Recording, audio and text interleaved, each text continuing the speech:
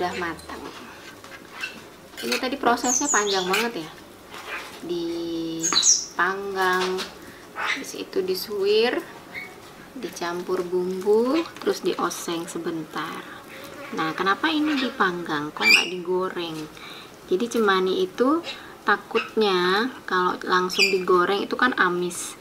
Seperti kita lihat tadi pas dibakar itu minyaknya banyak banget, dan ini pas disuir tadi kulitnya pun kita nggak pakai. Jadi dia sebelum dibumbuin dipastikan sudah aman. Aman ini dalam artian tidak amis, tidak berasa yang lain. Nah, ini setelah dibumbuin, ini rasanya persis seperti ayam biasa. Karena cemani itu kan memang ayam biasa, cuma warnanya aja yang hitam. Nah, kalau sudah kita pisahkan dari kulitnya, ini tidak akan terlalu berwarna hitam. Jadi dagingnya sama seperti ayam pada umumnya.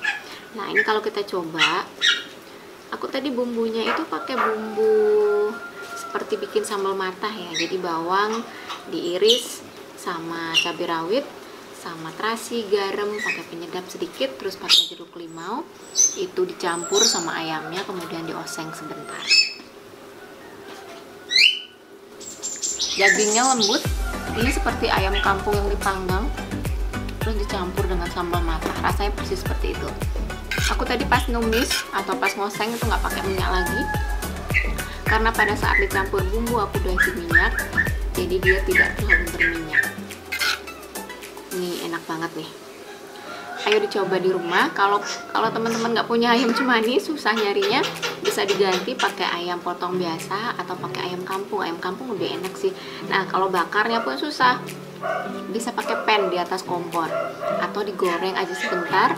Terus dipisahkan kulitnya, terus dicampur bumbu, dioseng, jadilah seperti ini. Nah, gimana teman-teman? Praktis kan bikinnya? Jangan lupa dicoba di rumah resepnya. Tetap sehat, tetap semangat. Jangan lupa saksikan terus video-video di channel Berburu Makan.